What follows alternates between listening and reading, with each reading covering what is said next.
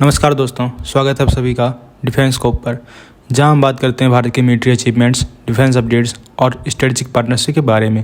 तो चलिए शुरू करते हैं बिना किसी देरी के। पहली खबर की बात करें तो एक वायरल वीडियो ने इंडिया बांग्लादेश रिलेशन में फिर से एक नए टेंशन का सिग्नल दिया है। बांग्लादेश के interim chief adviser Mohammad Yunus एक अनडेटेड क्लिप में ये कहते नजर आ रहे हैं कि सेवन सिस्टर्स इंडिया का लैंड लॉक्ड रीजन है और उनका सिर्फ इकलौता रास्ता हम उनके ओशियन के गार्जियन हैं। ये स्टेटमेंट इंडिया में एक बड़ा पॉलिटिकल स्टॉर्म ले आया है, स्पेशली इसलिए क्योंकि पहले भी कुछ बांग्लादेशी स्टूडेंट्स लीडर्स और पॉलिटिशियंस ग्रेटर बांग्लादेश का कॉन्सेप्ट प्रमोट कर चुके हैं, जो नॉर्थ ईस्ट इंडिया के कॉम्बिनेशन की बात करता है। ये वीडियो उस टाइम पे आया जब अगस्त 2024 में शेख हसीना की सरकार गिरने के बाद यूनुस एक कंट्रोवर्शियल अपराइजिंग के बाद पावर में आए थे।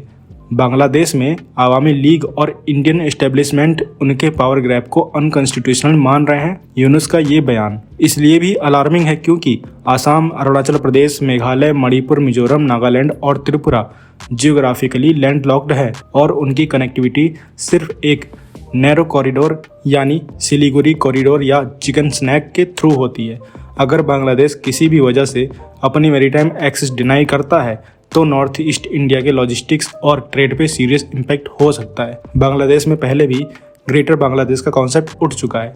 ये आइडिया उन पॉलिटिकल और स्टूडेंट पार्टीज के बीच पॉपुलर रहा है जो इंडिया के नॉर्थ ईस्ट को बांग्लादेश का नेचुरल एक्सटेंशन मानते हैं। दिसंबर 2024 में यूनुस के एक क्लोज सहयोगी महफूज आलम ने भी फेसबुक पर एक कंट्रोवर्शियल पोस्ट में नॉर्थ ईस्ट इंडिया के कॉम्बिनेशन की बात लिखी थी, जो बाद में डिलीट करनी पड़ी थी। इंडिया ने उस वक्त बांग्लादेश से स्ट्रांगली प्रोटेस्ट किया था। ये वीडियो इंडिया बांग्लादेश टाइज के लिए एक और झटका है। शेख हसीना के सरकार के गिरने के बाद ऑलरेडी रिलेशंस टेंस हो गए हैं। बांग्लादेश में हिंदू माइनॉरिटीज के ऊपर अटैक्स बढ़ने लगे हैं, ट्रेड डिस्ट्रप्शंस भी हो रहे हैं और ढाका का टिल्ट चाइना और पाकिस्तान की तरफ दिख रहा है। इंडिया में सिक्योरिटी एक्सपर्ट्स का मानना है कि यूनुस की लीडरशिप में इलीगल इमिग्रेशन और बॉर्डर टेंशंस और बढ़ सकती है। तो आप क्या बोलेंगे इस खबर के बारे में? कमेंट सेक्शन में जरूर बताइए। 7 states of India, eastern part of India, called Seven Sisters, they are landlocked country, landlocked region of India. They have no way to reach out to the ocean. We are the only guardian of the ocean. अगली खबर की बात करें तो Indian navy ने अपने future fighter jet planes को लेकर एक बड़ा स्ट्रेटजिक शिफ्ट किया है। पहले स्पेकुलेशंस थी कि एक 5th generation deck based fighter Indian aircraft carriers के लिए लिया जाएगा, लेकिन अब नेवी का फोकस टेड बीएफ यानी twin engine deck based fighter पर है। ये डिसीजन नेवी की लॉन्ग टर्म विजन को रिफ्लेक्ट करता है, जो 2047 तक एक 6th generation deck based fighter बनाने की तरफ बढ़ रही है। टेड बीएफ जो एडीए और एचएएल मिलकर डेवलप कर रहे हैं, उनका target Indian aircraft carrier INS Vikrant और आईएनएस विक्रमादित्य के लिए मिग 29K का रिप्लेसमेंट देना है। ये jet stealth coating, diverterless supersonic inlets और सेमी रिसेस्ड वेपन्स बे जैसी टेक्नोलॉजीज यूज करेगा, जो उसकी रडार डिटेक्टेबिलिटी कम करेगी, लेकिन एक फुल 5th जनरेशन जेट जैसा नहीं होगा।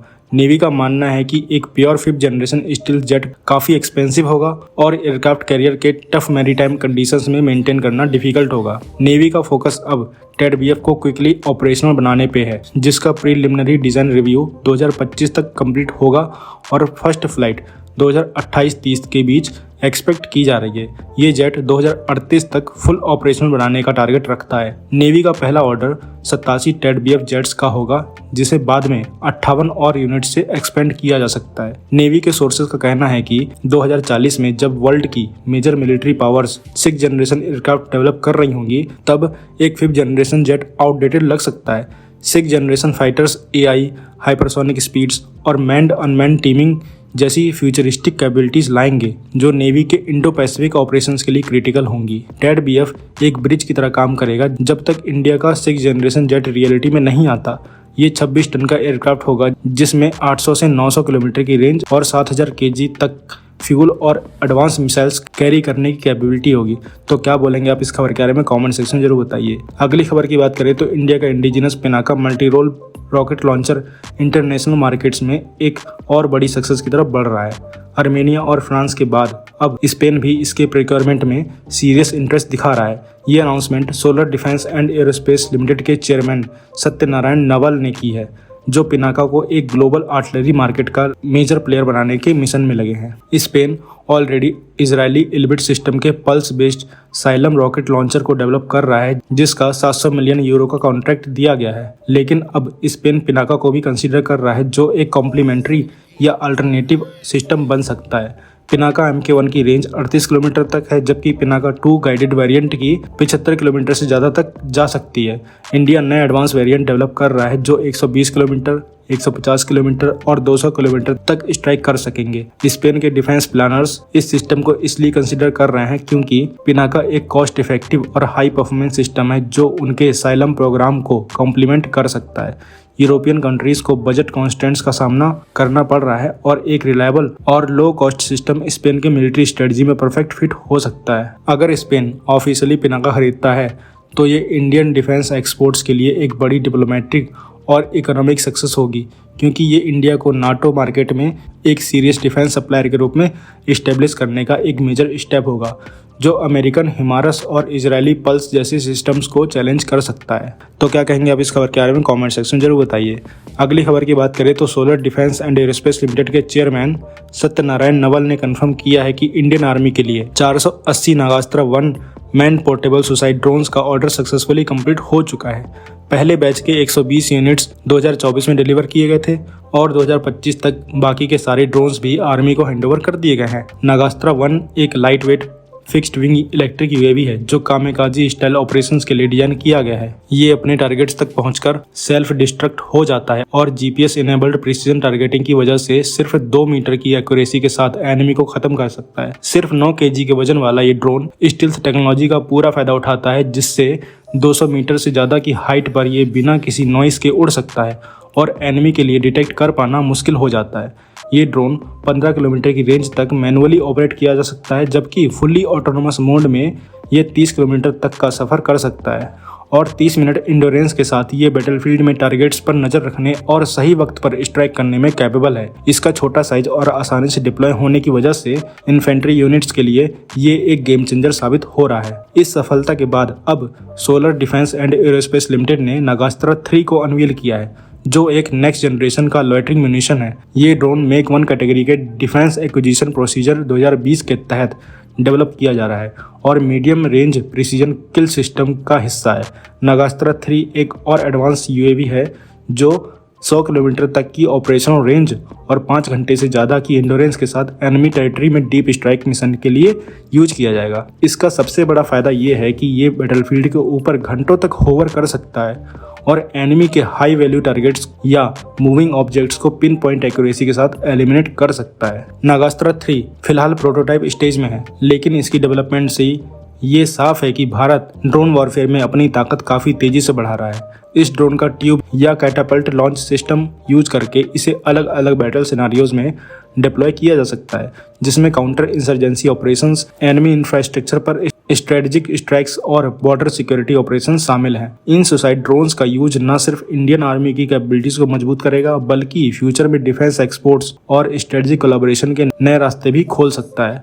नागास्त्र 1 की सफलता और नागास्त्र 3 के एम्बिशियस डेवलपमेंट से ये क्लियर है कि भारत अब एक नए डिफेंस एरा में एंटर कर रहा है, जिसमें एनिमी के अगेंस्ट टेक्नोलॉजी ड्रिवन वॉरफेयर की तरफ शिफ्ट किया जा रहा है। तो क्या कहेंगे आप इस खबर के बारे में कमेंट सेक्शन में जरूर बताइए। अगली खबर की बात करें तो इंडिया की premier defence research agency DRDO लैटिन अमेरिका की सबसे बड़ी डिफेंस एग्जीबिशन LAAD यानी लैटिन अमेरिका एयरोस्पेस एंड डिफेंस 2025 में अपनी ताकत दिखाने के लिए तैयार है। 1 से 4 अप्रैल 2025 तक रियो डी जेनेरो ब्राजील में होने वाले इस इवेंट में DRDO अपनी एडवांस मिलिट्री टेक्नोलॉजी और इंडिजिनस डिफेंस कैपेबिलिटीज का शोकेस करेगा। इस एग्जीबिशन में DRDO के कई कटिंग एज सिस्टम्स शोकेस किए जाएंगे, जिनमें नेत्र आवाक्स, Dornier mid life upgrade, Tejas MK2, guided Pinaka, wheeled armour protective vehicle, 8x8 low frequency dunking sonar, advance lightweight torpedo, very short range air defence systems और रुद्रम 2 मिसाइल शामिल हैं।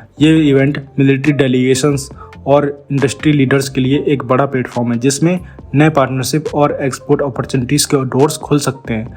2024 में ही DRDO ने 1.1 लाख करोड़ के indigenous defence equipment armed forces को दिए थे, जो भारत के सेल्फ रिलायंट डिफेंस प्रोडक्शन की ताकत को शोकेस करता है। ब्राज़ील में ये शोकेस लैटिन अमेरिका के डिफेंस सेक्टर को टारगेट करता है, जहां ब्राज़ील और चिली जैसे देश कॉस्ट इफेक्टिव और प्रूवन टेक्नोलॉजीज की तलाश में हैं। तो क्या बोलेंगे आप इस खबर के बारे में, कमेंट सेक्शन में जरूर बताइए। तो दोस्तों ये थी आज की डिटेल्ड अपडेट्स हमारे भारत के डिफेंस और इंटरनेशनल स्ट्रेटजीज के बारे में। अगर आपको ये वीडियो इन्फॉर्मेटिव लगा हो तो लाइक करें, शेयर करें और चैनल को सब्सक्राइब करना ना भूलें। आपका सपोर्ट हमें और बेहतर कंटेंट बनाने के लिए मोटिवेट करता है। मिलते हैं नेक्स्ट वीडियो में। थैंक्स फॉर वॉचिंग एंड जय हिंद, जय भारत।